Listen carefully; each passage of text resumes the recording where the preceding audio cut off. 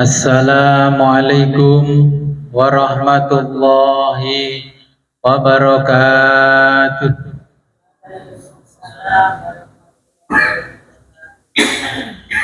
Bismillahirrahmanirrahim.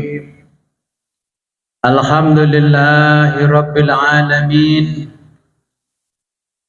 Wassalatu wassalamu ala asyrafil anbiya'i wal mursalin.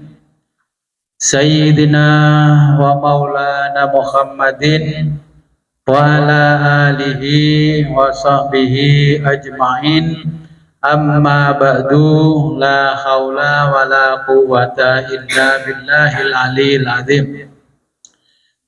Alhamdulillah, pada malam hari ini kita diberikan kenikmatan yang sangat luar biasa, sehingga pada malam hari ini kita bisa kembali ngaji kitab filsafat Bidayatul Hikmah. Sebelum kita mulai pengajian ini, marilah kita berkirim Fatihah terlebih dulu pada junjungan kita baginda Nabi besar Muhammad sallallahu alaihi wasallam, dan kepada muallif kitab Bidayatul Hikmah, juga kepada kedua orang tua kita. Semoga dengan berwasilah ini kita diberikan kemudahan oleh Allah Subhanahu wa taala dalam mempelajari kitab filsafat. Ila hadratin Nabil Mustafa Muhammadin sallallahu alaihi wasallam wa ala alihi wa sahbihi wa ila jami'il anbiya wal mursalin wa ilal malaikatil muqarrabin wa ila imamil mujtahidin wal awliya'is sholihin, khususan awliya'il Indonesia. Lahumul Fatihah.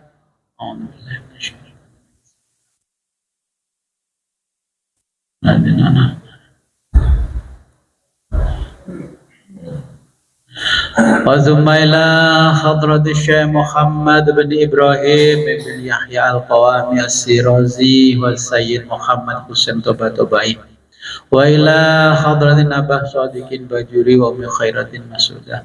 Lahumul Fatihah.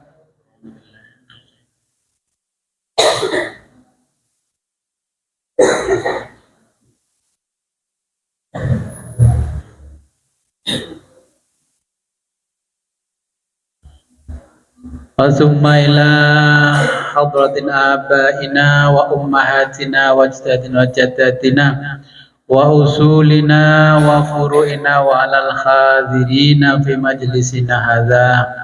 Al-Fatihah.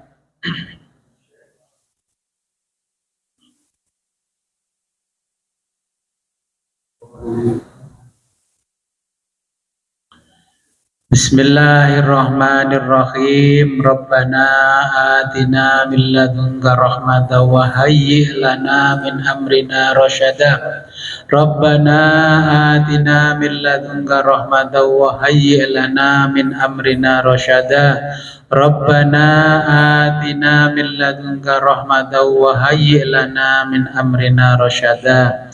Ya Rabbi kafani izan an takuna li rabban wa kafani fakhran an akuna laka abdan anta li kama uhibbu fawaffiqni ila ma tuhibbu.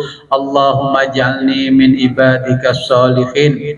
Ya Rabbi kafani izan an takuna li rabban fakafani fakhran an akuna laka abdan anta li kama uhibbu fawaffiqni ila ma tuhibbu. Allahumma ij'alni min ibadika sholihin. Ya Rabbi kafani izzan an takuna li rabban wa kafani fakhran an akuna laka abdan anta li kama uhibbu fawaffiqni ila ma tuhibbu. Allahumma ij'alni min ibadika sholihin. Allahumma salli salatan kamilatan wa sallim salaman tamman. Salli salatan jalali wa sallim salaman jamalin ala sayyidina wa maulana Muhammad. Allahumma bi salatika bi salati malaikatika bi salatir rusul bi salatil anbiya wa bi salatil awas wa bi salatil abdal wa bi salatil aqtab wa as'aluka khassah bi salawati awliya Indonesia. Ya Rabb ya Rabb ya Rabb ya Rabb antu salli ala sayyidina wa maulana Muhammad wa taj'alha mahzunatan fi sakhaifina bi sirrin nabi wa alin nabi wa ila hadratin nabi. Al-Fatihah.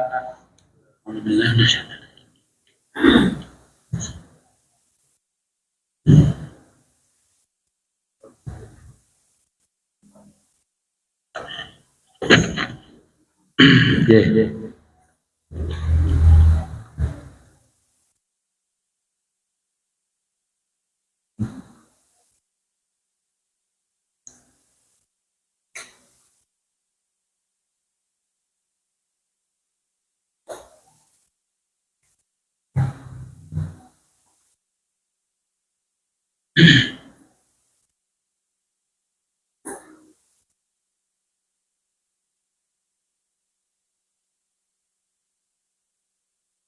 Alhamdulillah kita sudah sampai malam hari ini membahas sarana ilmiah. Halaman 48.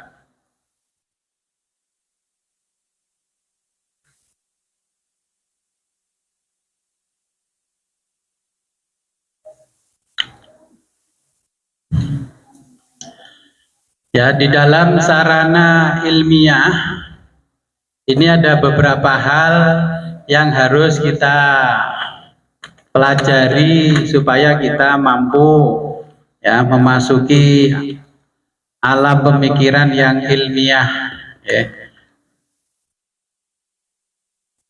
Jadi sarana berpikir ilmiah itu pertama adalah bahasa ya, bahasa. Orang kalau kosakatanya sedikit itu ya nggak mampu memahami banyak hal ya. Jadi bahasa digunakan sebagai alat berpikir ya. Jadi bahasa itu digunakan untuk alat berpikir ilmiah dan untuk menyampaikan ide ya. Jadi bahasa itu digunakan untuk alat berpikir ilmiah dan menyampaikan ide. Dengan bahasa kita tahu kalau pilihan kata-katanya tepat atau tidak, ya ilmiah atau tidak itu dari bahasa. Kemudian bahasa, ya bahasanya jelas dan kalimatnya sesuai konteks. Ya kalau ingin ilmiah itu bahasanya jelas, ya sesuai konteks. Dalam riset-riset kualitatif dan kuantitatif ya bahasa yang digunakan sangat penting untuk menunjukkan keilmiahan ya, bahasanya harus ilmiah, tidak boleh bahasa disingkat-singkat. Contoh kalau WA saya Gus SY MU KLR RMH, apa itu?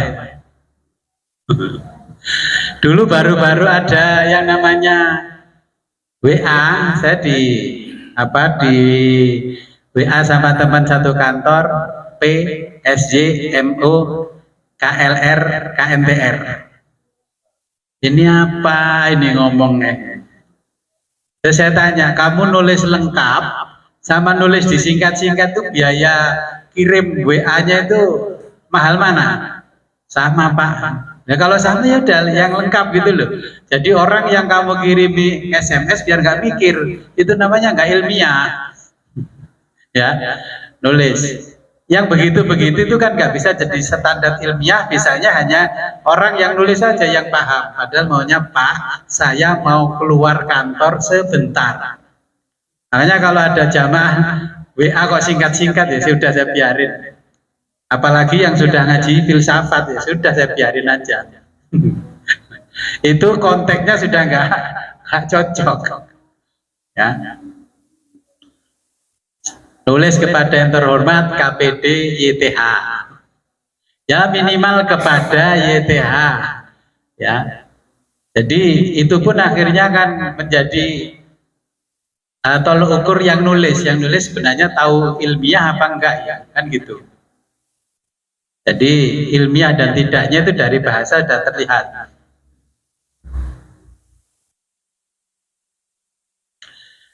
Yang kedua logika, logika.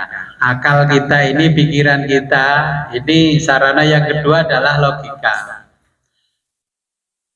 Logika ini dari bahasa. Logika adalah yang mengarahkan kita berpikir dengan benar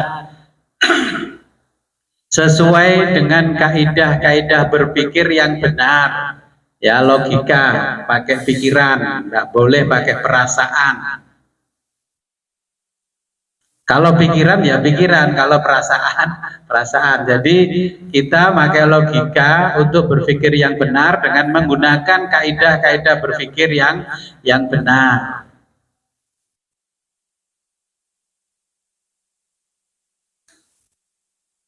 Nah, kita harus memahami kaidah logika ya berdasarkan induksi atau deduksi. Ya, kita ini kalau mikir harus benar. Ya, kalau yang dihadapi kawan nggak benar pun diterima. Kalau yang dihadapi lawan harus benar, kan begitu. Akhirnya kan nggak benar itu kok kaidahnya. Nah, logika kita ini membantu merumuskan argumen yang valid untuk memastikan kesimpulan, ya. Kesimpulannya yang valid, yang sahih kalau orang pesantren, supaya apa yang kita pelajari juga sahih. Jadi membantu merumuskan argumen yang valid dengan memastikan kesimpulan kita yang sesuai dengan premis-premis, ya. Kemarin kan ada premis, sudah tahu ya namanya premis. Nah, harus sesuai dengan metode, sesuai dengan pokok masalah yang dibahas, ya, itu menggunakan logika. Apa yang kita bicarakan ya harus sesuai, nggak boleh ngelewar-ngelewar. Ya, kalau bahasanya orang Jawa ngelewar-ngelewar. Kemudian matematika. Nah, ini penting matematika itu. Saya cuma belajar matematika sampai SD, Gus. Nah, ini kendalanya kan nanti matematikanya kurang menguasai, akhirnya ya kurang begitu bisa berpikir ilmiah. Nah, matematika ini sebagai sarana ya permodelan, ya sarana permodelan, analisis dan penyelesaian masalah, kan dihitung, ya. Contohnya kalau Bapak Ibu berdagang kan bisa menghitung toh, kalau saya kulaan sekian dijual sekian, untung saya sekian, kan. Berarti itu kan model analisis menggunakan matematika, kemudian menggunakan akal atau logika. Nah, untuk berpikirnya. Nah, matematika itu sarana dan model kita untuk berpikir. Pingin mana keuntungannya besar tapi menjualnya cuma sedikit, dengan keuntungan sedikit tapi mampu menjual dengan jumlah yang banyak. Kalau menurut ilmu logika milih mana? Bapak Ibu untung satu barang 1 juta keuntungannya, cuman hanya mampu menjual 10 barang, tapi keuntungannya 300.000 tapi mampu menjual 1 juta barang. Pilih mana? Nah, itu mulai pikirannya cerdas kalau gitu. Biasanya kan pokoknya aku badisi akeh satu ini ya, wis kok urusan guri. Jadi kalau menurut akal yang sehat, rasional, dengan permodelan matematika, lebih baik kita menjual harga murah tapi mampu menyebarkan pasar yang begitu luas. Jangan hanya pasarnya sedikit, keuntungannya besar, nanti kalah pasarnya dengan yang harganya lebih murah tapi mampu menguasai pasar. Jualan apapun ya begitu. Itu contohnya permodelan. Nanti kalau ingin menguasai ya belajar ekonomi ekonometrika, ya, ekonomi matematika. Dulu orang masuk fakultas ekonomi dipikir menghindari matematika, ternyata isinya matematika semua. Ya. Kemudian ada yang namanya statistika, ya statistik itu kan berkali-kali toh yang mengunjungi rumah itu, Pak, saya dari ini mau ada survei ini itu kan, survei sosial ekonomi apa itu kayak Mas Ilham sampai dilatih berapa kali di hotel. Harusnya orang-orang yang mau disuruh kerja itu diajari dulu cara berpikir yang rasional, ya statistik. Nah seperti putranya Mbak Imron itu kan di statistik. Dia tahu cara permodelan menghitung secara statistik menurut ilmiah, pasti ilmiah, ya karena permodelannya jelas. Jadi statistika ini sarana dalam mengumpulkan data dan menginterpretasi data dan menganalis, dikumpulkan datanya. Ya, orang satu kampung dikumpulkan. Contohnya kalau mau pilihan kepala desa, dengan jadi tim ses, itu harus yang digunakan data statistik. Jangan ikut datang sana, terus ngobrol, ternyata kan nggak ditarik datanya, ya. Jadi nanti pengalaman ini setelah ngaji besok kalau jadi tim sesnya bupati, wali kota, gubernur, presiden atau paling enggak ya kepala desa lah, jenengan bilang begini, kamu minta tolong saya wani piro, karena saya sudah ngerti permodelan data untuk pemenangan calon pemilihan kepala desa. Ya kan jenengan survei, jangan mengandalkan tokoh yang kita tampilkan tokoh, ya seorang kiai besar suruh pidato, suruh ceramah gini-gini. Umat itu sudah nggak butuh begitu, ya. Jenengan kalau tim ses tarik data dari RT RTT, aku njaluk data, ya minta datanya ini wargamu berapa, sudah kamu ini RW berapa, ya kan gitu permodelannya. Nah, jadi kita itu sering kalah dengan permodelan data analisisnya. Kita itu masih percaya seperti zaman Renaissance, ya kan? Sekarang itu sudah beda. Kapan hari di sini sudah saya ingatkan, kamu kalau ingin berkarir di politik jangan begitu. Daripada untuk nanggap sholawat habis 50 juta, kamu mendingan door to door ke rumah-rumah, setiap orang kasih 20.000 lebih mengena daripada kiainya kamu bilang, ini hajate Kang Wendy ya, nanti pilih Kang Wendy gak manjur. Ini zaman sudah melebihi Renaissance, ya sudah gak manjur, sudah terbukti itu sudah dari dulu kala. Makanya kalau mencalonkan cari orang yang bisa membuat permodelan, bagaimana dia dengan statistik itu mampu menjalankan manajemen konflik. Loh, tukaran itu harus di-manage, ya. Manajemen konflik nanti kita belajar manajemen konflik, bagaimana mengadu orang. Ya. Tapi yang mengadu nggak kelihatan, ya.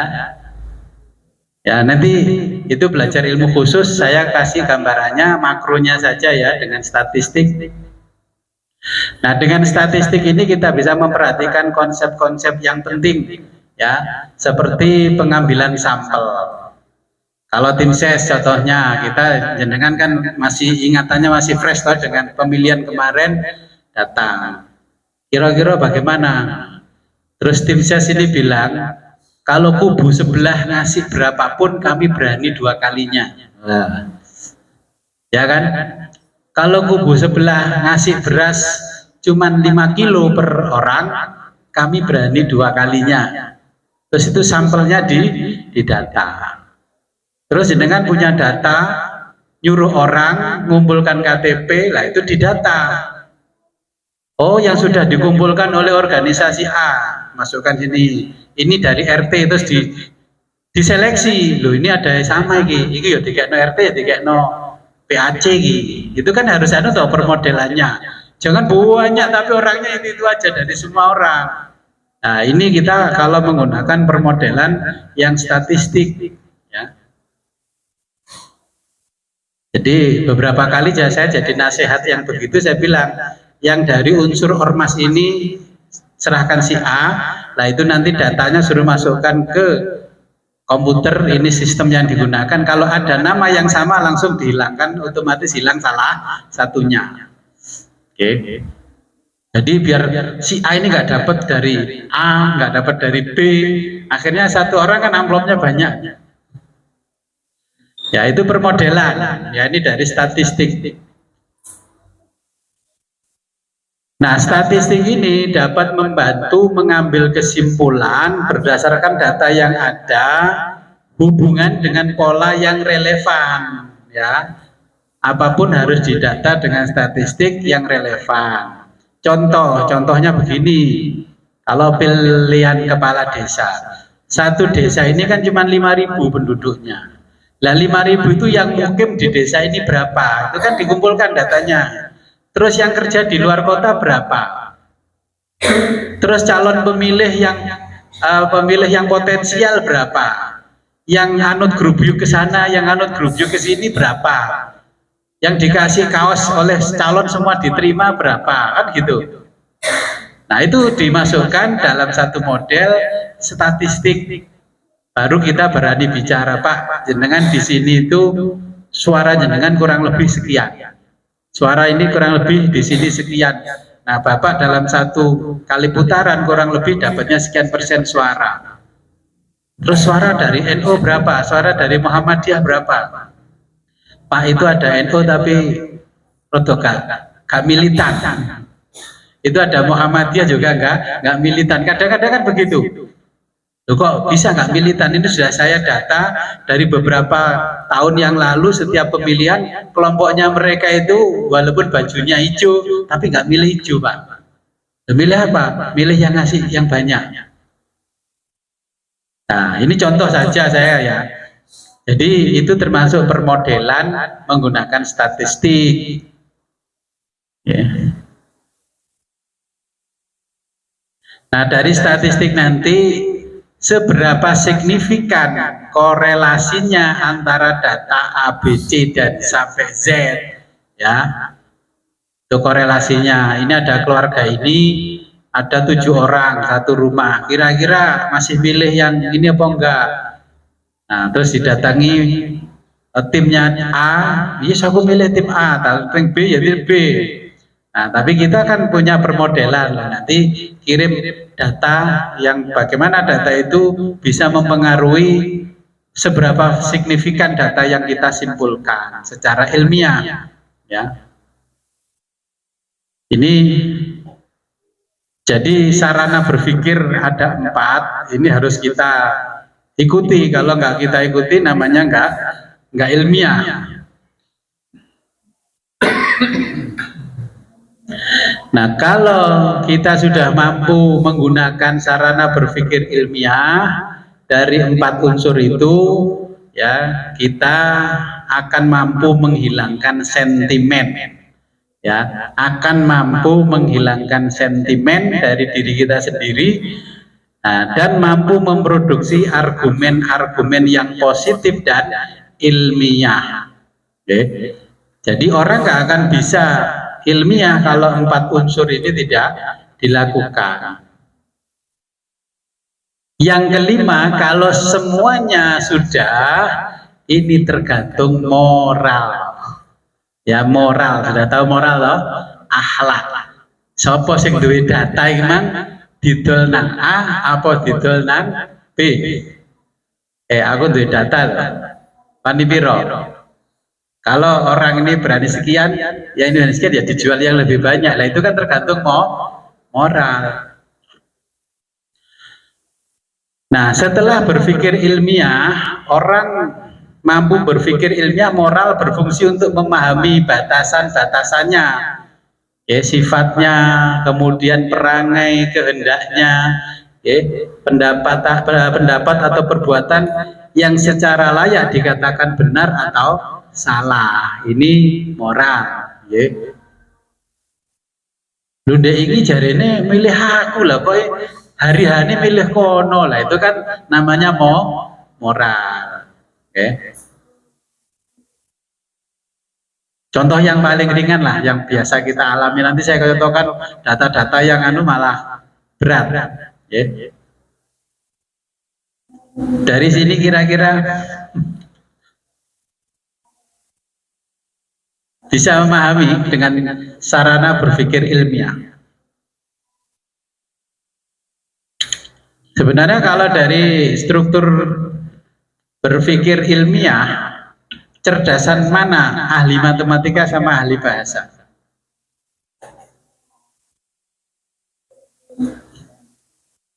Cerdas mana? Matematika, Gus.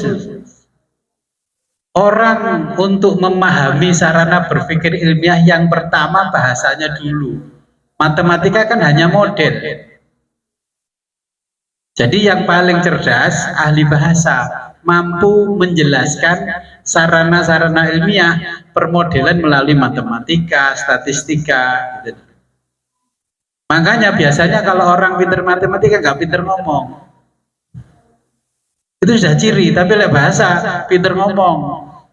Boh emang modelnya dijelaskan itu bener apa enggak, pokoknya ngomong dulu. Ya, tapi kalau kita sudah belajar sarana berpikir ilmiah, insya Allah ya nggak seperti itu. Ya ilmiah, cerdas ya cerdas benar. Oke, tapi sekarang di era kita untuk membantu kita berpikir ilmiah sudah banyak alat, banyak aplikasi ya. Yang namanya statistik sudah ada programnya, yang matematika sudah ada program, tinggal masukkan data, klik semua sudah keluar. Makanya akuntansi juga sarana berpikir ilmiah untuk mengatur keuangan. Sosiologi, antropologi juga sarana berpikir ilmiah untuk mengatur kehidupan orang, manusia pada umumnya. Ada pertanyaan Anda? Kalau nggak ada, kita lanjutkan.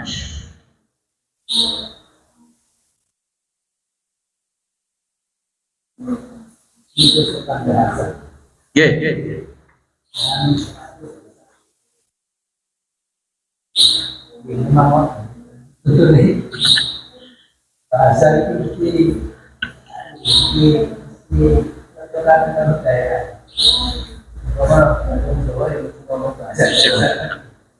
Apa bisa apa menerima kan ini dapat ini kita yang memberikan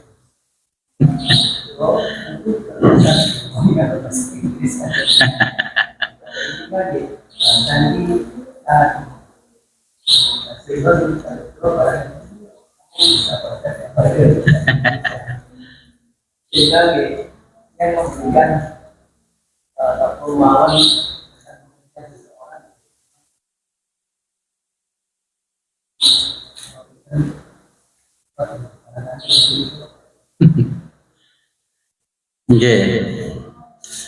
Jadi memang bahasa ya, kalau kosakata yang ada di otak kita kurang dari 500 kosakata, kita bicara nggak bisa ilmiah. Walaupun itu bahasa Indonesia lah. Memikir apa ya istilahnya apa ya? Akhirnya akan kelihatan nggak bisa ilmiah. Ada orang yang mampu mengumpulkan kosakata yang banyak, bisa ngomong sasisu itu kan kesannya terlihat ilmiah. Nah, makanya bahasa itu menentukan sikap kita berpikir ilmiah atau tidak ilmiah. Nah, bagaimana orang seperti saya? Sama seperti saya dulu ya sama. Ya kita harus belajar mempelajari bahasa-bahasa untuk kebutuhan ilmiah. Bahasa Indonesia saja, jangankan bahasa Inggris. Bahasa Indonesia itu untuk orang pendidikan dengan ekonomi dengan teknik berbeda. Itu berbeda. Apalagi bahasa Inggris. Kalau kita hanya kursus di kampung Inggris, tidak pergi ke Inggris, ya kita nggak akan mampu kalau ini dikasihkan bahasa yang untuk orang teknik, istilahnya nggak pernah tahu, karena dia tidak ahli di bidangnya. Untuk hukum orang yang nggak pernah tahu, ya akhirnya ya nggak bisa menerjemah. Kalau bahasa komunikasi, percakapan semua orang bisa, seperti bahasa Indonesia ini percakapan bisa. Ketika dihadapkan dengan permasalahan, bagaimana merumuskan masalahnya, kita terkendala dengan istilah dalam bahasa. Ya dengan belajar lambat laun ya kita harus mampu, harus mau mempelajari istilah-istilah dalam ranah kita berpikir ilmiah. Okay. Contohnya, dulu zaman Belanda ada surat ya namanya kitir. Sekarang diganti apa? Saya tadi barusan dapat kitir dari Mbah Wo. Sekarang diganti SPT, SPPT. Lah itu sarana berpikir ilmiah. Iya, biar aku kayak kitir waya bayar nang onderan.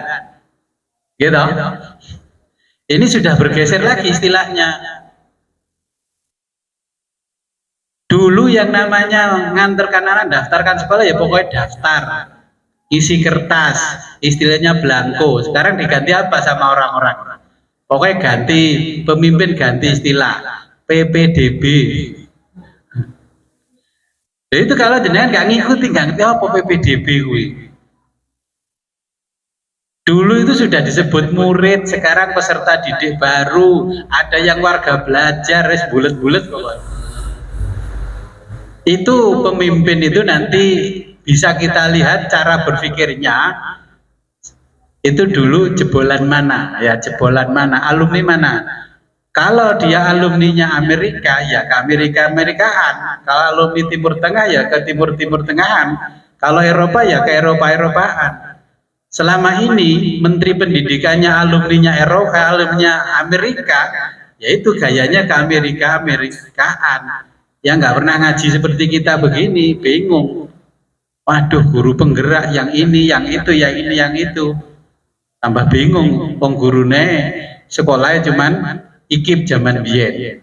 Terus juga istilah-istilah yang dibawa oleh menterinya yang S1, S2-nya di Amerika. Dari kecil dia hidup di Amerika. Okay.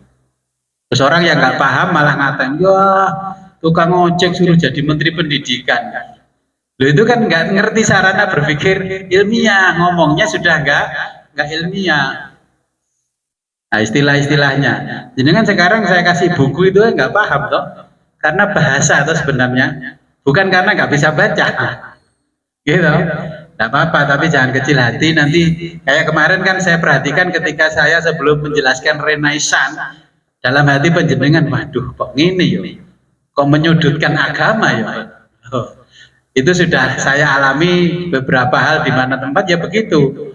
Agamawan yang tidak punya ilmu yang sarana berpikir ilmiah pasti alergi dengan filsafat karena dituntut menjelaskan secara ilmiah. Gak boleh mitos, gak boleh cerita-cerita mitos, itu tidak boleh. Okay. Jadi memang penting sekali yang namanya bahasa. Contoh, kalau bahasa, okay. Jenengan tahu kan gedang tahu? Gedang kalau di Jawa apa? Pisang. Kalau di Sunda bukan pisang, kates. Tuh, bayangkan. Sama-sama gedang, kita harus lihat asbabun nuzul kata tadi siapa yang mengucapkan. Oh, kalau yang mengucapkan orang Jawa, gedang ya pisang. Kalau yang mengucapkan orang Sunda, gedang ya kates. Pisang bahasa Sundanya cau. Oh. Jadi itu juga sarana ilmiah. Ditanya gedang, ternyata diisi gedang, nggak taunya yang mengucapkan orang Sunda. Quran itu sama, Quran juga sama. Quran itu kan asbabun nuzulnya ketika Nabi berada di mana. Oh, kalau bersama orang Quraisy struktur bahasanya seperti ini. Kalau bersama orang luar Quraisy struktur bahasanya seperti ini. Okay. Jadi kenapa bahasa Sunda? Oh iya, kalau di kita Jawa struktur bahasanya bahasa Jawa. Jawa sendiri punya struktur yang macam-macam. Oke, kalau itu sudah paham, kita lanjutkan ke filsafat moral. Tapi ini masih moral Barat, ya belum moral Islam. Nanti kita bandingkan bagus mana Islam dengan Barat.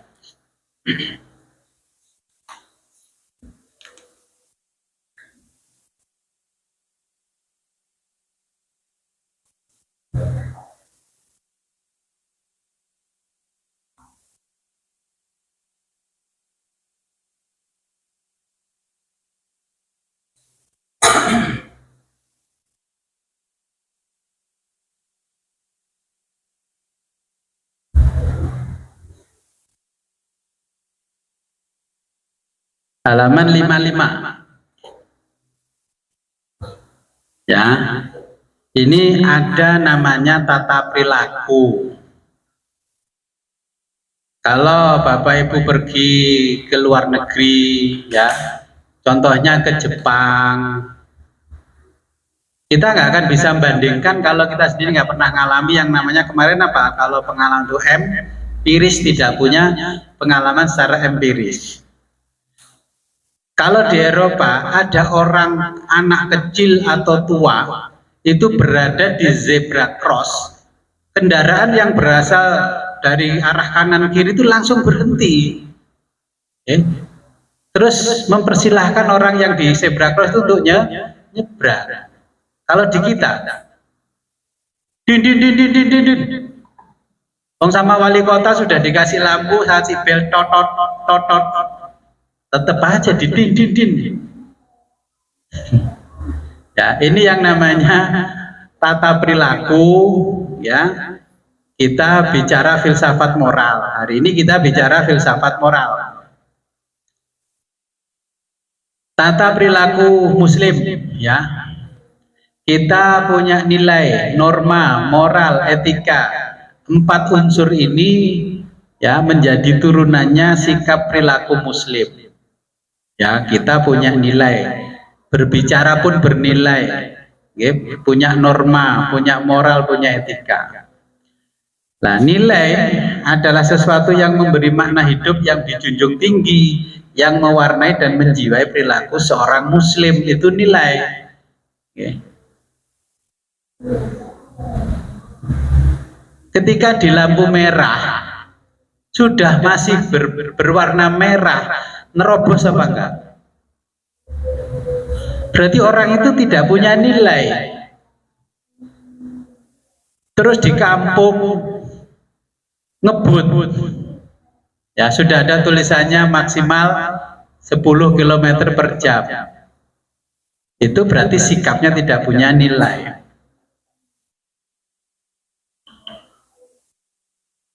Kemudian kalau sudah tahu nilai, dia akan punya turunan namanya norma, ya, kepantasan.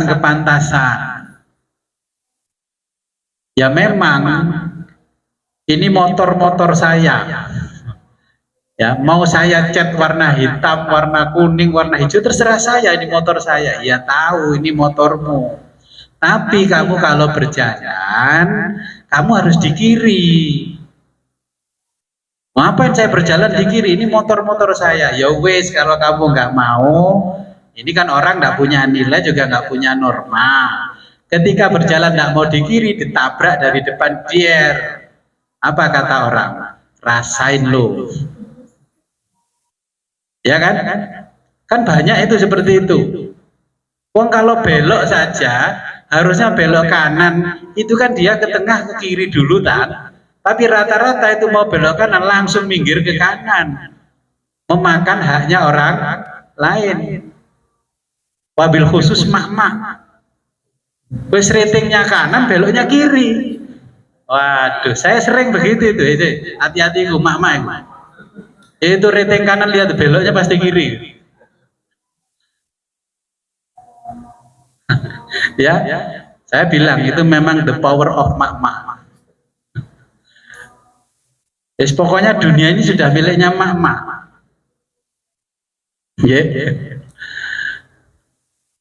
Jadi itu nilai di dalam tata perilaku kita. Ke halaman berikutnya, tata perilaku muslim. Kita punya nilai, kita punya norma. Ya, dari nilai dan norma ini, norma itu ada norma khusus, norma umum. Norma khusus, norma umum.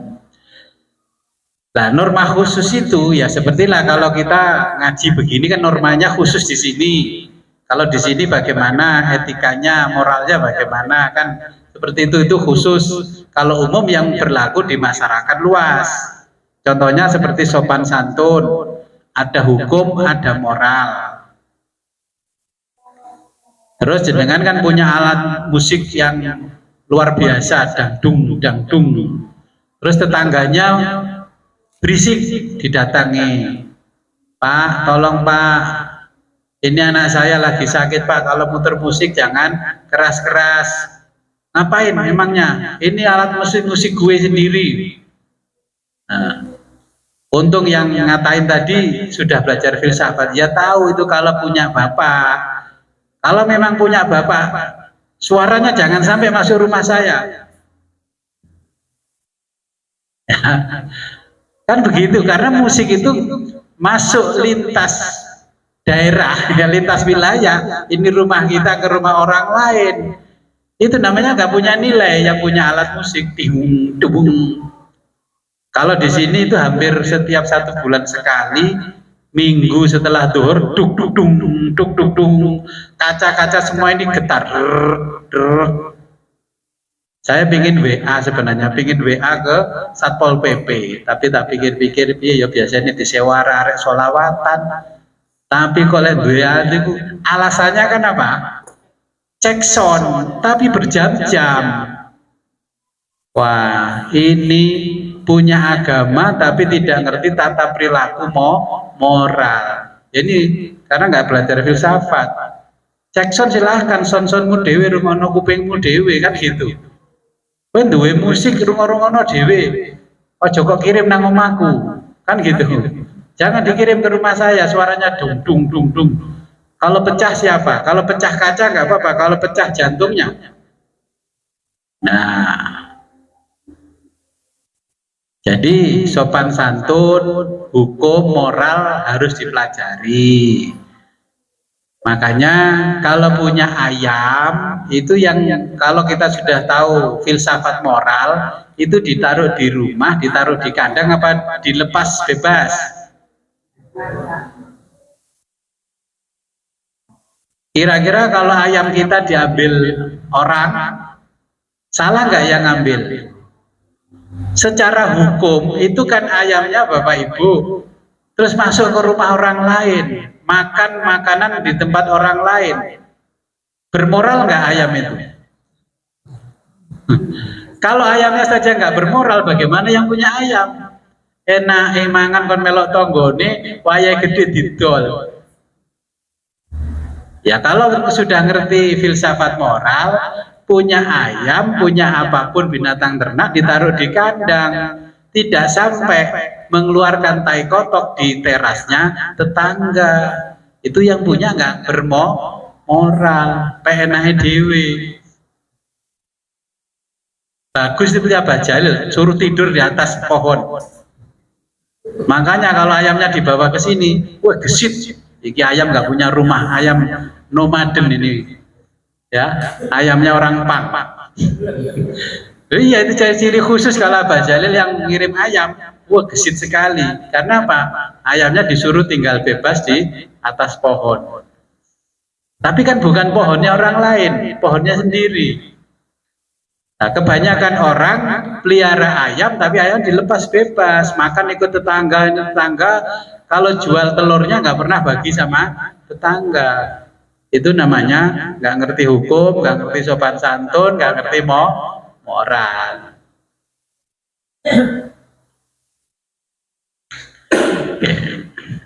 Berikutnya tentang pembagian norma, ya.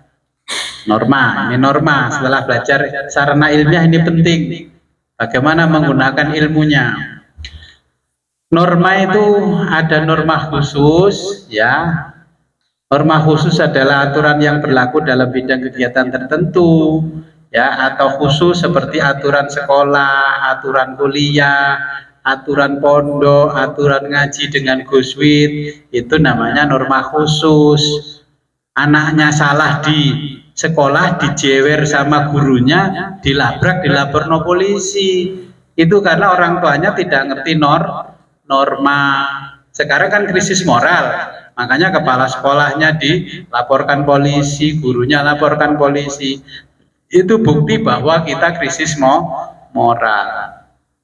Nah, kemudian ada norma yang umum. Norma umum ini aturan yang bersifat umum, universal. Okay. Sopan santun yang diatur oleh orang pada umumnya. Kalau kita bicara Indonesia, ya di Indonesia itu. Okay. Kalau orang Jawa dengan orang Batak berbeda normanya. Kalau orang Jawa kakinya keinjek temannya, ngomongnya begini, Mas nyuwun sewu, sukune tasik kangge niki. Itu orang Jawa. Orang Batak, mata kau di mana? Tidak tahu ini kaki kena injak ini. Itu nggak boleh disalahkan. Itu kita harus ngerti norma khusus, norma umum. Kamu di mana? Kamu di Jawa. Orang Jawa, ya makanya normanya begitu. Sudah tahu keinjek kakinya masih ngomongnya nyuwun sewu, sukune tasik kangge menika selak gepeng. Ya. Jadi ini norma-norma, ya, norma umum. Nah, halaman berikutnya itu norma. Saya contohkan norma ngaji Ramadan 1446 Hijriah. Ya, ini norma. Norma sopan santun atau etiket, ya. Bahasa Latinnya etiket.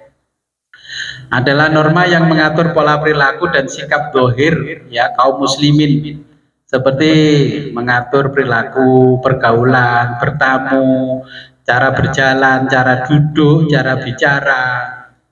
Ya, kalau rumahnya masih di kancing, ya jangan masuk walaupun itu sudah akrab sama kita, di bel minimal. Ya, kecuali sudah WA, orangnya wes, nanti silakan langsung masuk aja, nggak saya kunci. Nah, ini kan kita mengerti etiket.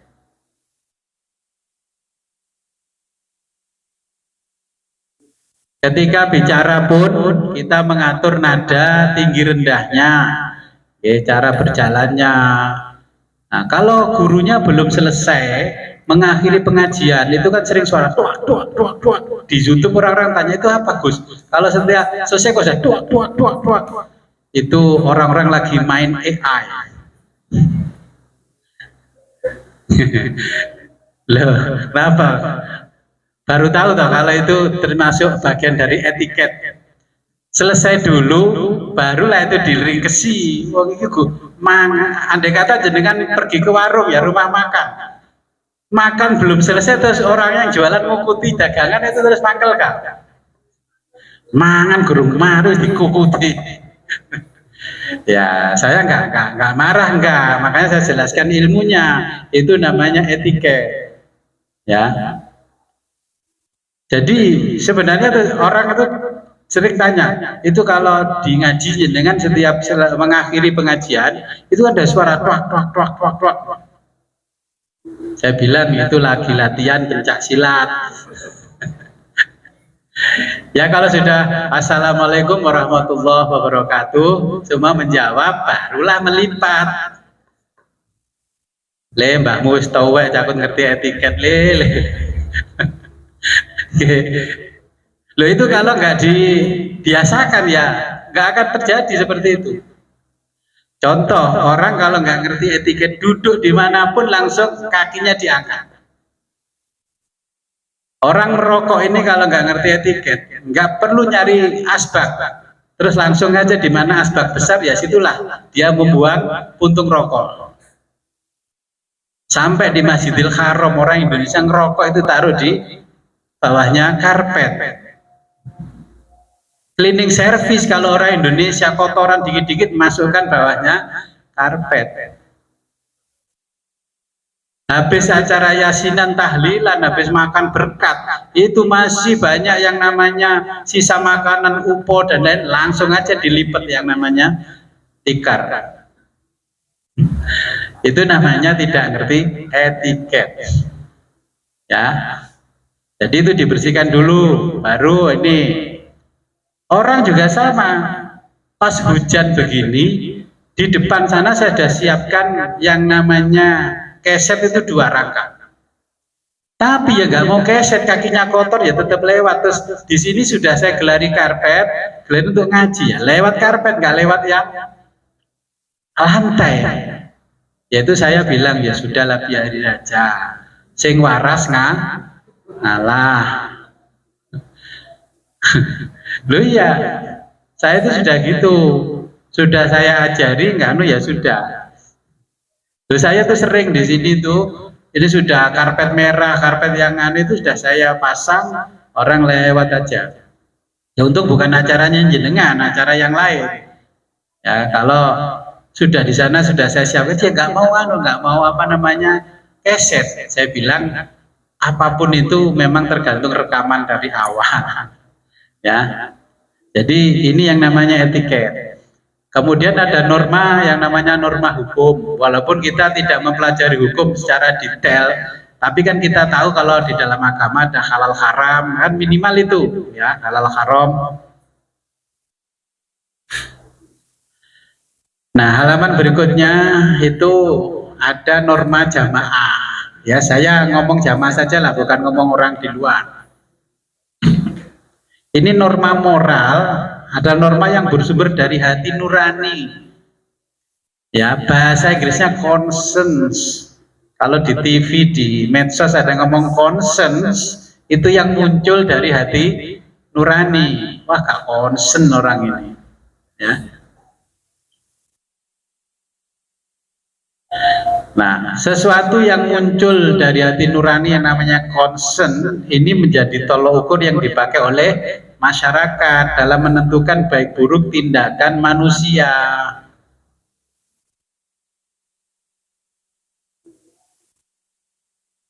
Saya ada acara, ya, kedatangan banyak orang bawa elep, padahal itu rombongan gurunya Gus Ibdab.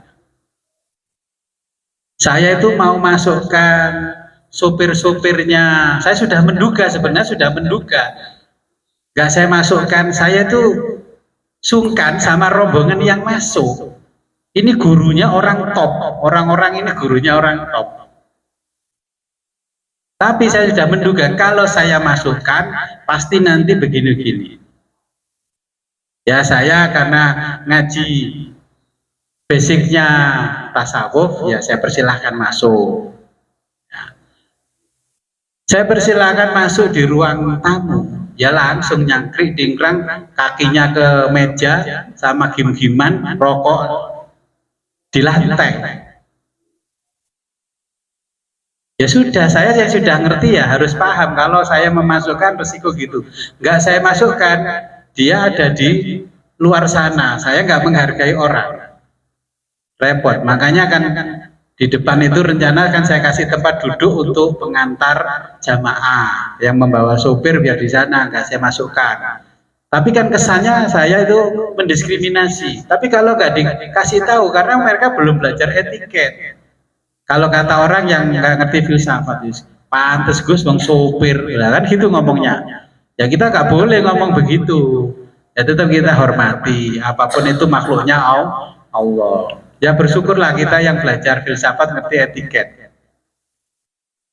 Ada orang yang dekat sama saya, sudah saya kasih tahu, kalau lagi ada acara, duduknya jangan langsung naik. Sama siapapun duduknya naik. Jui gerak, gak peduli ada orang sepuh-sepuh seperti ini.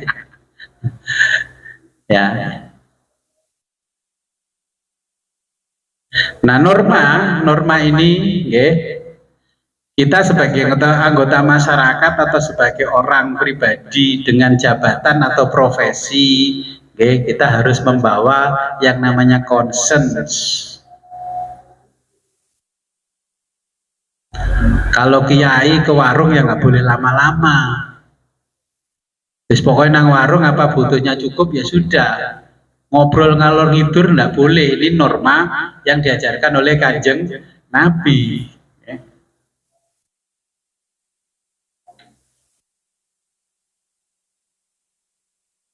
Saya lanjutkan ke pengertian moral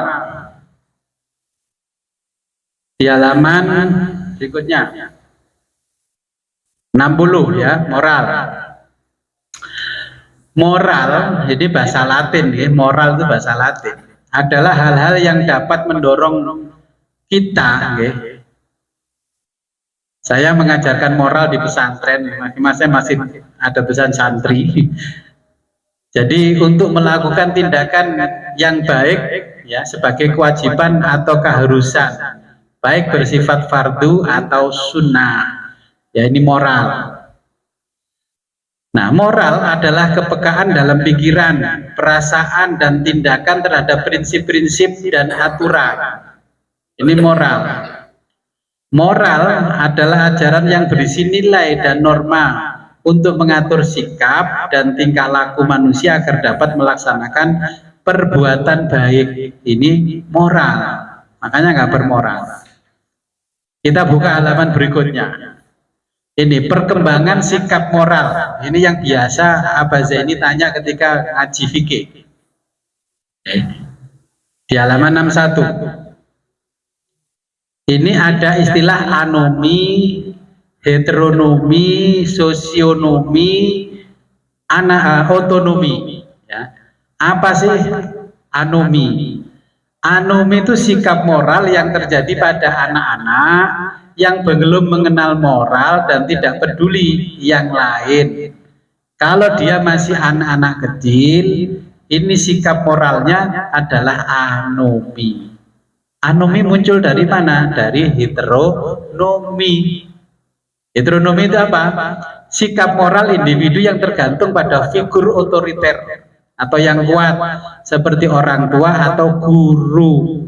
Jadi untuk melihat orang tuanya anak ini bagaimana di rumah, ya lihat saja anaknya, atau lihat saja cucunya yang hidup satu rumah, tinggal satu rumah. Ini namanya heteronomi. Kok anak cucunya bertamu ke jenengan, was pencilaan, masuk-masuk kamar, naik-naik, dan orang tuanya membiarkan, ya itulah yang namanya heteronomi. Oke. Itu berarti anak mencontoh figur yang kuat yang biasa dia lihat setiap hari. Contohnya orang sakit saja, kalau gagal otak, kalau kebiasaannya ngaji, ya ketika sakit ya astagfirullah, astagfirullah. Kalau kebiasaannya mabuk, ya meso-meso, jaluk sak gelas maneh, jaluk sak gelas maneh. Iya sambil meso-meso, itu kan sering tau kita melihat di rumah sakit di ICU. Ya itulah heteronomi yang tercatat di otaknya sama hatinya. Kalau kebiasaannya dia zikir wirid, ya ketika sakit ya astagfirullah, astagfirullah, astagfirullah, la ilaha illallah. Kalau kebiasaannya minum minuman keras, ya miso-miso, berkata-kata kotor, ya seperti itu. Kemudian ini turunannya sosionomi, sikap moral individu yang bergantung pada kelompok referensinya. Oleh kelompok yang ini berarti kudu ini, kelompok yang ini kan kudu ini, itu ya. Paham tak maksudnya? Saya jelaskan. Makanya CT ini berarti kok jeruring ini, itu sudah bisa dipastikan. Ya. Kemudian otonomi, sikap moral individu yang tertinggi, di mana individu dalam mengambil keputusan moralnya tidak tergantung pada orang lain. Ya. Oke, halaman berikutnya itu perkembangannya. Oke. Jadi perkembangan sikap moral, amoral dan immoral. Apa bedanya amoral dan immoral? Jadi amoral itu tidak berhubungan dengan konteks moral, hanya untuk kepantasan saja. Ya, tidak memiliki relevansi etis, tidak berkaitan dengan moral, bebas moral. Apa sih ini maksudnya? Ada orang memakai kopiah, baju kaji, sarungnya putih, terus tiba-tiba puasa-puasa makan di warung. Itu namanya amoral. Jadi bajunya itu hanya kepantasan sosial saja, karena dia pernah pergi haji. Makan siang di warung biasa sama temannya, yang saya bayari kalau mau makan. Jangan kaget, itu perkembangan sikap moralnya orang yang namanya amoral. Agamanya ada tapi moralnya lepas. Ya. Makanya Allah itu ketika memberitahu kita secara moral, ya ayyuhalladzina amanu kutiba alaikumusyamu kama kutiba alal ladzina min qablikum. Itu yang disebut oleh Allah orang yang sudah punya moral, bukan ya ayuhanas, ya bukan orang secara umum, itu orang yang sudah punya kelas amanu. Orang pakai jilbab itu tidak menunjukkan keimanannya yang tebal, itu hanya kepantasan sosial karena pengaruh revolusi Islam di Iran. Ya, sekarang kan semua orang menjalani kehidupan Islami, tapi ya budaya Islami, tapi kehidupannya tidak Islami. Nah, yang immoral ini pemberontakan lawan dari sikap bermoral, tidak bermoral. Anak tidak dibelikan make up sama orang tuanya ngamuk mau dibunuh. Nah, itu kan di medsos kan begitu.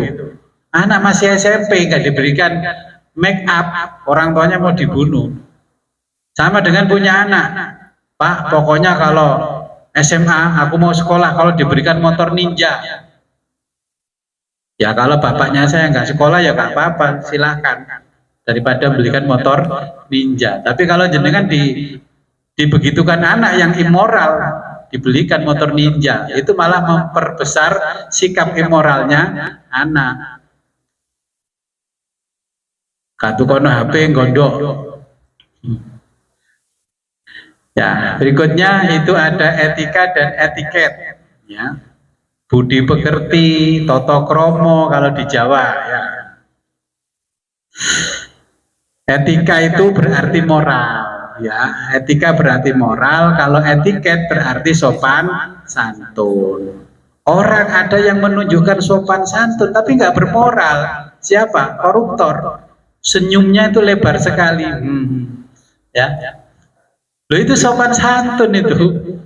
Etiketnya luar biasa, sampai hakim terpesona karena senyumnya, sopan santunnya. Harusnya dihukum 20 tahun, dia kena 6 tahun setengah. Istrinya terus senyum-senyum, ya. Jadi itu sopan santun, ya. Tapi belum tentu bermoral.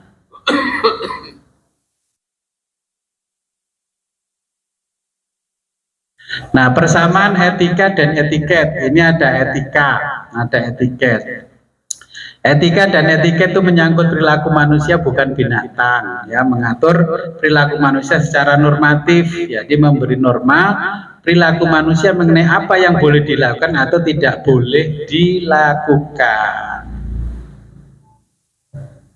Contoh, ini contohnya di halaman berikutnya.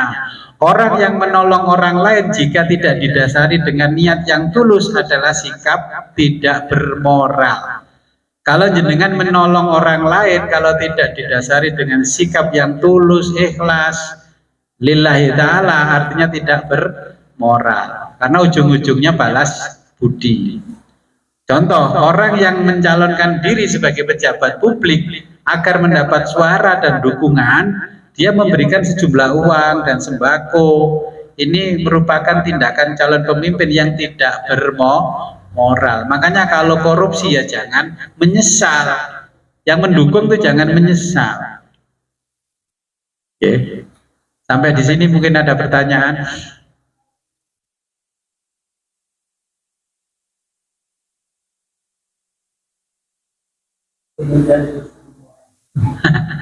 Oke.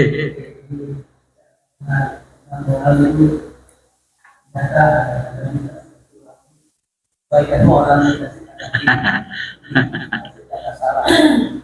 tapi menjadi orang itu sebenarnya ini mestinya bisa bagi bukan di rumah ini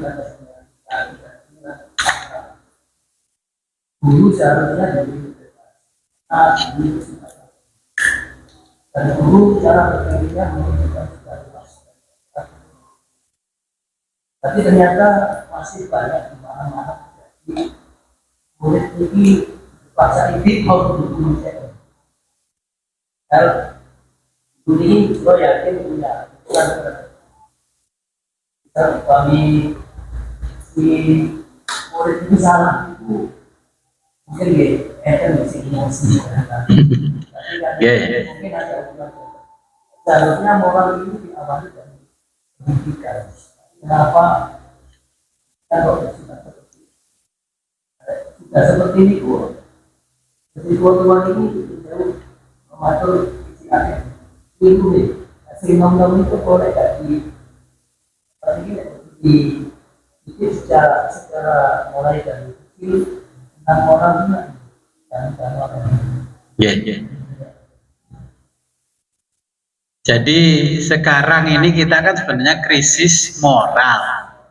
Kenapa anak-anak seperti itu? Karena yang lebih senior tidak bermoral.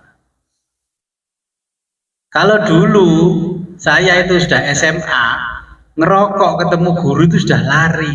Kalau sekarang gurunya malah minta rokok sama muridnya. Ya ini gara-garanya karena yang senior tidak bermoral, akhirnya juniornya juga tidak bermoral. Apalagi kalau pelajaran tentang budi pekerti dihilangkan, akhirnya mengalahkan orang yang liberal, akhirnya gak cocok dengan kita. Kalau di barat yang namanya urusan kepatasan sosial itu urusan orang tuanya. Anak di sekolah mau cium-ciuman itu nggak masalah, sekolah nggak ikut campur. Kalau barat kan jelas memberikan patokan, sekolah hanya mendidik ilmu, urusan etika, etiket moral urusan orang tuanya. Ada anak laki-laki perempuan SMP SMA cium-ciuman di depan sekolahan itu nggak dilarang sama gurunya, nggak mau ikut campur. Berani nggak kita bikin aturan begitu?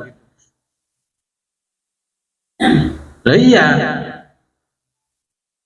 Kalau jenengan mengalami hidup di sana kaget, duh arek-arek wis ngono. Karena sekolah sudah mengatakan bahwa kami hanya memberikan pendidikan keilmuan yang berbasis akademis, urusan agama dan moral urusan orang tua. Oke. Tapi yang aturan sekolah yang ketat, normanya harus dipenuhi. Kalau enggak ya anaknya dikeluarkan. Nah kan di kita itu kan kadang-kadang takut nggak punya murid. Nah itu kan ya repot. Sekolah SD negeri muridnya cuma 3. Sano kepala sekolah ya. Jadi intinya karena kita krisis moral, nah makanya yang tua-tua ini mulai belajar moral, bisa memberikan tuntunan kepada yang junior. Kalau itu nggak pantas, kalau ini pantas. Ya. Makanya filsafat itu kalau sudah mulai bicara rasional, itu moral diselipkan karena biar setelah pinter gak keminter, ya, atau sok pinter. Lah Islam sendiri punya konsep moral yang luar biasa, tapi umat Islam tidak pernah ada yang mengamalkan. Kata Nabi apa? Innama bu'istu liutammima makarimal akhlak. Nabi itu diutus Allah untuk menyempurnakan moral. Moral. Jadi Nabi itu membangun peradaban dengan moral. Makanya sekarang saya jelaskan gini, moral yang berdasarkan Islam, moral. Jadi Allah itu berfirman di halaman ini 67, Dzalikumullahu rabbukum la ilaha illahu, ya, khaliqu kulli syai'in fa'buduhu wa huwa ala kulli syai'in wakil. Nah, ini firman-Nya Allah. Yang memiliki sifat-sifat yang demikian itu ialah Allah Tuhan kamu.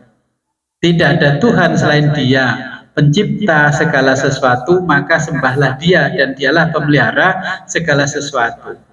Jadi yang paling bermoral itu ya Allah. Jadi Allah itu memberikan gambaran kebenaran aktif yang bernama moral, sikap-sikap yang moral, ya. Jadi Allah menumbuhkan biji-bijian. Biji yang terakhir hari ini kita lihat itu berasal dari biji yang pertama, ya. Biji pertama mengeluarkan biji lagi ya. Contohnya jagung itu, jagung yang pertama ke yang kedua, ketiga sampai seterusnya itu sama. Akhirnya ketika kita melihat anak kecil kok nggak bermoral, anak sopo, ya itu kan dikeluarkan dari biji-biji sebelumnya. Kalau orang tuanya saja nggak bermoral, ya jangan nuntut anaknya bermoral. Makanya saya itu kalau ada orang nyekolahkan anaknya ke pondok, terus pondoknya tahfidz, anaknya dituntut hafalan Quran, kalau bapak ibunya nggak hafalan, saya marahi. Kamu nggak tahu kesulitannya menghafal Quran, kamu jangan ambisi pribadi, kamu sendiri nyuruh anaknya hafalan Quran, kamu sendiri nggak hafalan. Bermoral nggak orang tua begitu? Ya. Nah, di dalam Islam itu ada perbuatan yang bermoral atau akhlaki, okay. Ada perbuatan yang bermoral, ada perbuatan alami. Contoh ini perbuatan yang alami. Kalau orang bekerja ke sawah 1 hari dibayar 60.000 itu pekerjaan alami, okay. Itu alami. Jadi bukan bermoral, memang sudah pantasnya dibayar segitu, itu namanya alami. Terus ada seorang prajurit yang tugasnya dia mempertaruhkan nyawanya untuk menjaga kedaulatan satu bangsa. Kalau kita bicara Indonesia, ya Indonesia lah. Terus prajurit itu hanya digaji 1 bulan 2,5 juta. Kira-kira perilaku menggaji 2,5 juta itu bermoral apa? Ya nggak bermoral sebenarnya. Menjaga kedaulatan di perbatasan itu, kalau orang Jawa bilangnya kan toh nyowo, gajine mung 2,5 juta. Itu perbuatan tidak bermoral, gaji 2,5 juta. Tapi alasannya Menteri Keuangan lah, kemampuan kita segini. Lah ya toh. Contoh lagi, ada seorang guru ya PAUD, TK yang mengajari anak-anak kecil sampai dia bisa membaca. Terus guru itu hanya dapat gaji 1 bulan 200 sampai 500 ribu. Kira-kira memberi gaji 500 ribu itu bermoral nggak? Awas loh, kalau sudah bilang nggak bermoral, nyekolah anak, saya tanya, mbahmu bayar sekolah piro? Nah, itu perbuatan tidak bermoral. Guru sudah bersusah payah ya mencurahkan segala ilmunya sampai anak kita bisa membaca, menulis, menyanyi.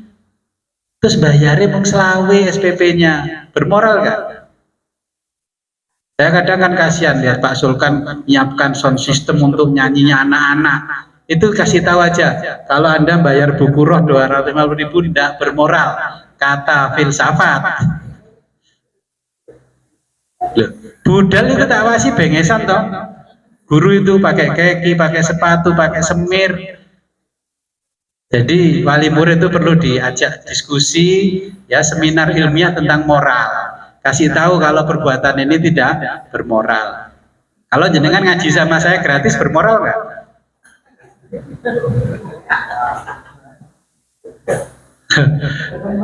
Tambah nemen nih gak bermoralin, makanya anak putu nih gak ada sing bermoral. Ya. Jadi kalau ada seorang tukang bangunan dibayar 100.000 per hari, ya 100.000 per hari, itu namanya alami, bukan bermoral, sesuai dengan takarannya ya, kemampuannya. Kalau seorang insinyur dibayar 1 juta per hari, itu ya masih alami karena berdasarkan kemampuannya. Okay.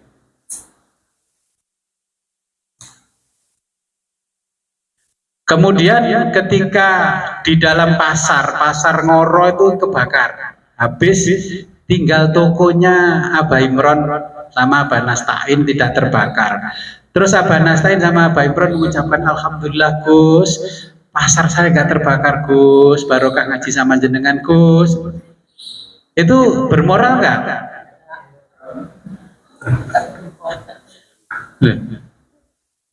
Itu sudah pernah terjadi pada sufi besar namanya Siri Sikti.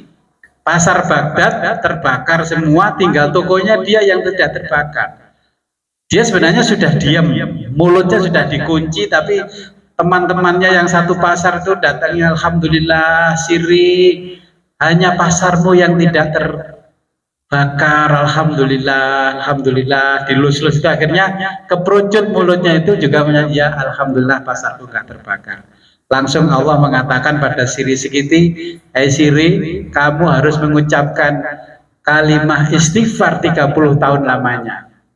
Karena di dunia ini yang hidup bukan hanya kamu sendiri. Kamu mengucapkan kalimat alhamdulillah itu tidak bermoral. Kamu rela pasar semua tokonya orang di Baghdad terbakar asalkan tokomu tidak terbakar.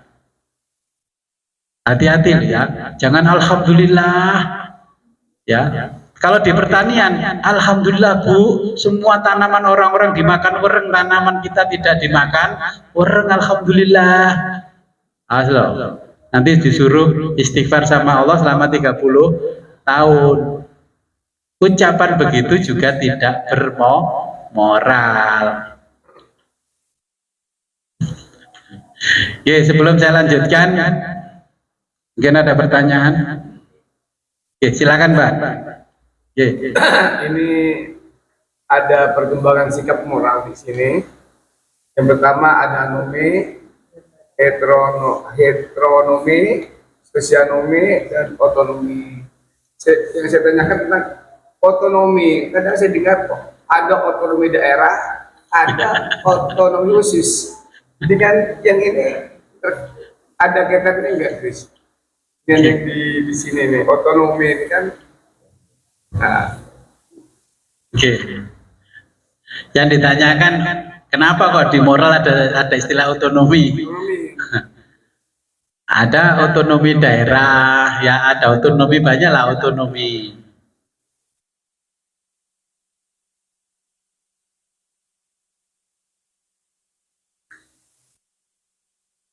Ya sebentar, di sini masih ada yang tanya nanti. Otonomi itu istilahnya bebas.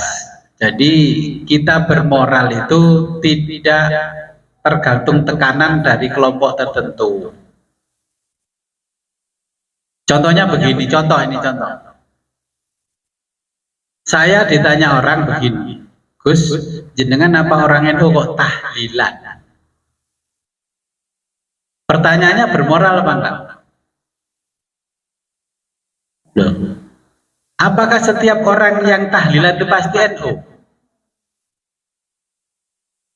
Adanya tahlil itu sebelum NU berdiri sudah ada orang tahlilan. Jadi jangan dianggap kalau orang yang tahlilan itu pasti NU. Tapi kalau NU itu pasti tahlilan. Kalau tahlilan belum tentu merujuk pada NU. Nah, kita karena itu sudah punya otonomi sendiri moral kita tidak tergantung dengan kelompok-kelompok tertentu. Okay. Kita mau tahlilan ya tahlilan, tidak tergantung kelompok tertentu yang menjadwal tahlilan khusus di hari Jumat dan sebagainya. Kita punya amalan tersendiri, moral kita sendiri, ya kita tidak tergantung dengan orang lain. Contohnya kalau kita ibadah, kita mau ibadah sholat 300 rakaat sehari tidak tergantung orang lain. Nah, moralitas kita sudah tinggi dalam ibadah, kita tidak tergantung orang lain. Nah, makanya kemarin itu ciri waliullah itu kan yang sudah bebas, sudah otonom, tidak tergantung dengan yang lain. Ya. Jadi perilakunya sudah tidak tergantung dirinya, tergantung dia sendiri. Itu namanya otonom. Jadi otonom itu kalau pemerintahan oleh pemerintah pusat, pemerintah daerah itu diberi kekuasaan mengatur daerahnya. Kalau hal-hal yang tidak bersifat nasional tidak perlu izin ke pusat. Kalau yang ada hubungannya dengan pusat harus izin pusat. Contohnya kita di jalan kan ada itu jalan yang marka jalannya berwarna kuning. Itu artinya apa? Kalau marka jalan berwarna kuning itu artinya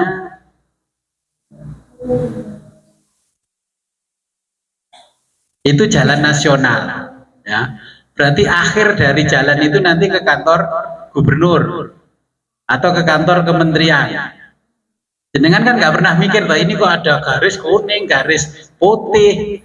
Nah itu karena belum tahu otonomi. Nah, kalau itu bertempat, contohnya di jalan sebelah ini, itu jalan statusnya jalan provinsi, ada lampu mati, lampu merah di badas, itu kita harus lapornya ke gubernuran, ke provinsi, walaupun tempatnya di kabupaten. Ya, kalau kita lapor ke kabupaten, nanti diteruskan ke provinsi. Ya, kalau jalan yang depan ini jalan kabupaten, kalau lapor langsung ditanggapi oleh kabupaten, langsung yang ngerjakan kabupaten. Ya, itu namanya otonomi. Seperti orang tua memberikan kebebasan pada anak memilih, itu berarti memberikan otonomi. Ya, sudah tidak dikekang-kekang, wis nah, pokoknya jangan melanggar moral, akhlak, etika, etiket, wis beres. Jangan menjual nama baik orang tua, kamu silahkan. Nah, itu namanya otonomi. Kita boleh berbuat apapun, yang penting tidak melanggar syariat, ya, norma yang diajarkan oleh Allah dan Nabi Muhammad. Itu artinya otonomi. Ya. Silakan yang di Tangerang.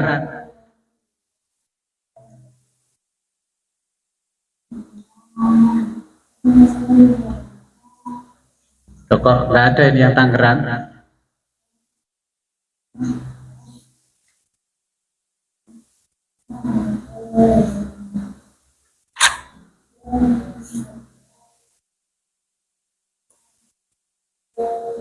Ya, silakan.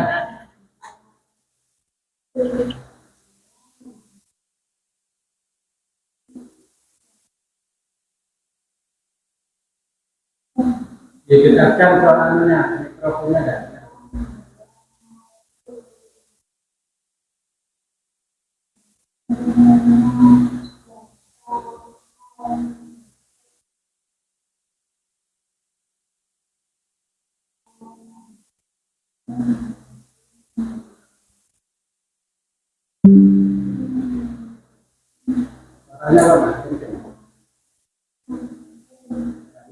Tolong di situ dikeraskan suaranya.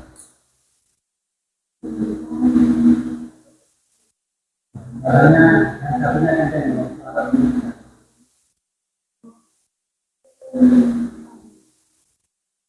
Mungkin sambil nunggu. Di sini ada yang tanya.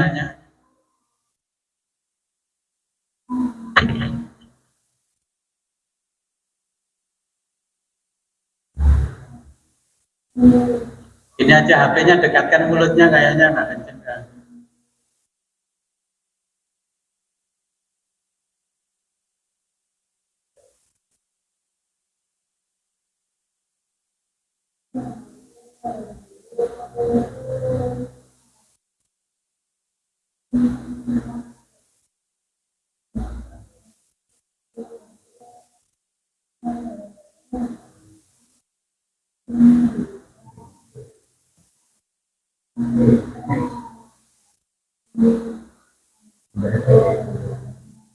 Suaranya nggak bisa didengar di sini.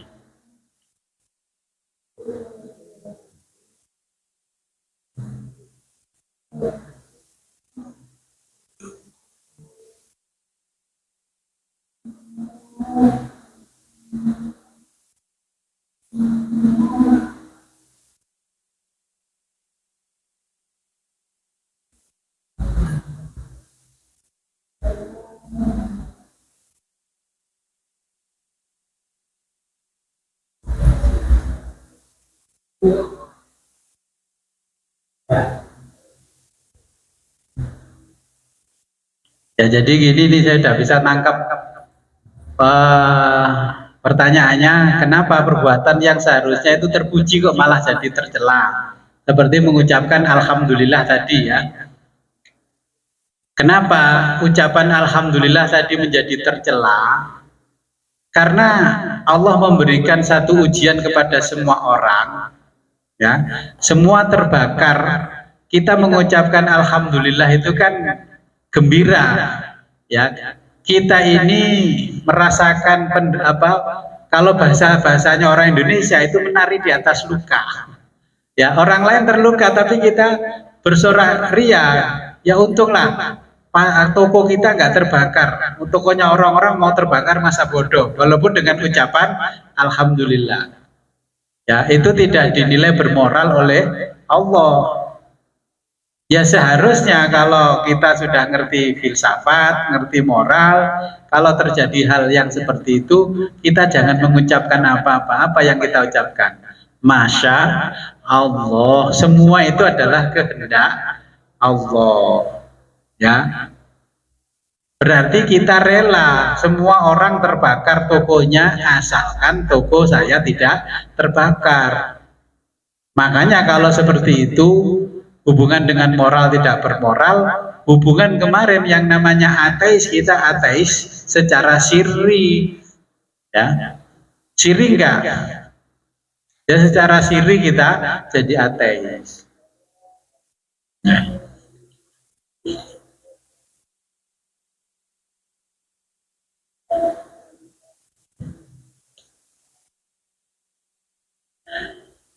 Nah, di sini akhlak, teori-teori akhlak yang ada di Islam itu di halaman 72. Ya, mumpung masih ada waktu.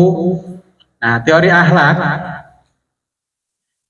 ini ada atif, namanya emosi. Ya, yang ada di kita ya istilahnya atif emosi. Islam mengajarkan teori akhlak berbeda dengan agama lain, ya. Kalau agama lain itu berdasarkan emosi, kalau kita tidak berdasarkan emosi, ya. Jadi emosi merupakan teori paling klasik menunjukkan pada perbuatan akhlaki, ya. Perbuatan alamiah akan muncul dari ego seseorang dan kecenderungan alamiah ini terdapat pada diri manusia. Oke. Dengan memberi orang makan, minum itu belum tentu akhlaki. Ya, menolong orang belum tentu akhlaki. Ya.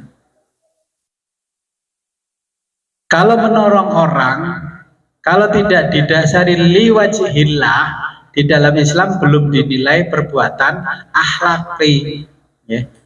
Contohnya, kita merawat anak yatim dari kecil sampai lulus kuliah, kita biaya hidupnya. Satu ketika Allah itu ya menguji kita.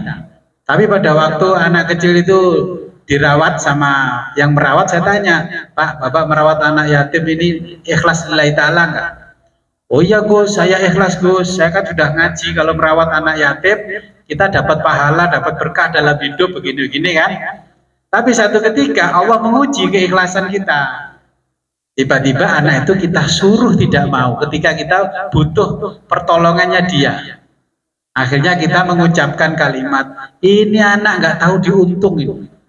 Udah gue sekolahin dari SD sampai kuliah, sekarang kerja hidupnya enak, sampai nikah saja nikahkan.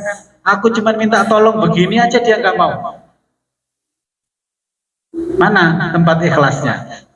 Berarti dulu itu merawat anak yatim bukan karena ikhlas, karena supaya anak yatim itu tunduk sama yang merawat, makanya terus disuruh berbuat apapun, disuruh apapun supaya mau. Makanya Allah itu memberikan karakter khusus kepada anak yatim, dablek bandel. Karena apa? Supaya jenengan yang punya anak yatim itu tidak gampang nyuruh. Orang-orang itu niatnya kalau merawat anak yatim, oh mumpung ada anak yatim nanti kasih makan, kasih biaya sekolah, nanti kalau apa-apa ke pasar yang disuruh anak yatim, bukan anaknya sendiri. Suruh nyapu ya anak yatim, bukan anaknya sendiri. Begitu juga merawat orang fakir miskin, kita kasih makan, kita kasih tapi kan disuruh-suruh sama kita. Itu namanya perbuatan yang tidak akhlaki.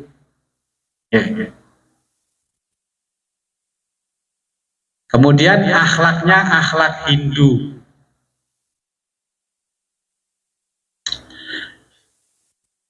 Jadi akhlak yang ditanamkan Nabi berbeda dengan akhlak yang ditanamkan oleh agama Hindu dan agama Kristen. Nah, akhlaknya orang Hindu itu bercorak emosional. Berarti bahwa fokus dan sandaran utamanya adalah perasaan. Sebagaimana juga coraknya agama Kristen itu perasaan, ya, yang bertumbuh pada cinta. Cinta itu perasaan. Mencintai sesuatu itu belum tentu akhlaki. Mencintai perempuan itu belum tentu akhlaki, karena pas saking cantiknya kita tertarik laki-laki ini supaya supaya kita bisa mendapatkan dia. Itu namanya tidak akhlaki walaupun cinta. Ya, makanya kalau di Kristen, kalau kamu ditampar pipi kananmu maka berilah pipi kirimu. Ya, itu berdasarkan emosi. Agama Hindu pun juga sama, ya. Kata Mahatma Gandhi setelah membaca Upanishad, ya. Nah, kumpulan kitab-kitab Hindu yang diwarisi sejak ribuan tahun lalu, ya, merupakan salah satu dari sekian banyak kitab-kitab penting dunia. Aku mendapatkan 3 dasar utama. Di dunia ini ada satu pengenalan, yaitu makrifat, yaitu pengenalan diri, namanya makrifatun nafas, ya. Kemudian ada dari inti makrifat, ini kebudayaannya orang Hindu. Pengenalan diri mereka, dasar dan inti makrifat adalah riyadhah, dengan mengekang dirinya, nggak makan sekian hari, ya, ngebleng itu karena perasaan. Kata Gandhi, ya, barang siapa mengenal dirinya berarti dia mengenal Tuhannya. Barang siapa mampu menguasai dirinya akan mampu menguasai alam sepenuhnya. Nah, itu karena Mahatma Gandhi membaca kitab Upanishad ini. Pernah baca enggak? Ojo sing diwaca manakib doa iki lho, Upanishad. Kalau kita berhadapan orang Hindu ini bacanya, ini akhlaknya mereka seperti itu. Makanya kalau kita melihat ulama yang tasawufnya Hindu dengan Islam kan berbeda, ya.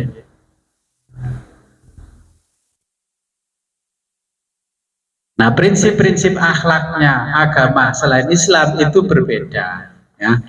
Karena berdasarkan perasaan, ya, kalau akhlak kita, orang kalau menggemari uang, jadi akhlaknya ya seperti uang. Kalau orang menggemari mobil, berarti akhlaknya seperti mobil. Jadi makanya kalau akhlak kita berbeda dengan akhlaknya agama lain, ya. Tapi ini nanti saya jelaskan pada pertemuan besok.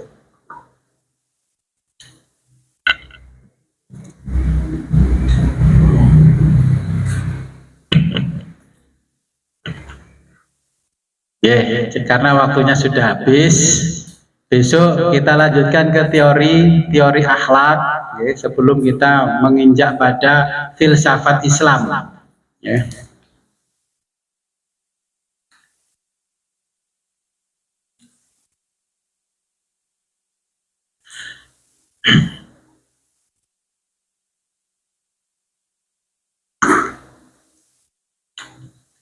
Sebelum kita akhiri, marilah kita berdoa.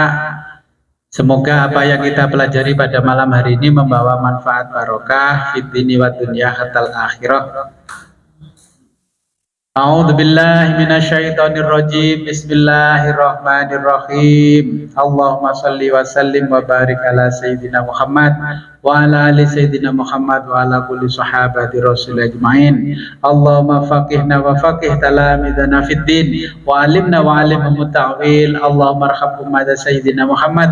Allahumma jibur ummata sayyidina Muhammad. Allahumma aslih ummata sayyidina Muhammad. Allahumma farij an ummati sayyidina Muhammadin sallallahu alaihi wasallam. Allahumma anfa'na bima 'allamtana wa 'allimna ma yanfa'una wa zidna 'ilman yaqina walhamdulillahi ala kulli hal wa na'udzu billahi min kulli hali ahlin nar. Rabbana taqabbal minna innaka antas samiul alim wa tub 'alaina innaka antat tawwabur rahim. Allahumma hdina siratal mustaqim. Allahumma hdina siratal mustaqim. Allahumma hdina siratal mustaqim siratal ladzina an'amta 'alaihim minan nabiyyin wasiddiqin wasyuhada'i wassalihin wa hasuna ulaika rafiqa. Dzalikal fadlu minallahi wa kafa billahi alima. Allahumma ya syahidan ghaira ghaibin wa ya ghaliban ghaira maghlubin wa ya qariban ghaira ba'id, ij'al min amrina ya Allah farja wa makhraja, ya sarihal mustasqirin wa ya ghiyasal mustaghisin, innaka ta'lamu ma kana wa ta'lamu halana wa la yakhfa 'alaika syai'un min umurina. Rabbana atina fid dunya hasanah wa fil akhirati hasanah wa qina adzabannar. Wa salli wa sallim ala jamil anbiya wal mursalin walhamdulillahi rabbil alamin. Al-Fatihah. A'udzu billahi minasyaitonir rajim. Akhirul kalam, ihdinas siratal mustaqim, wa billahi taufiq wal hidayah wa ridwal inayah. Wassalamualaikum warahmatullahi wabarakatuh.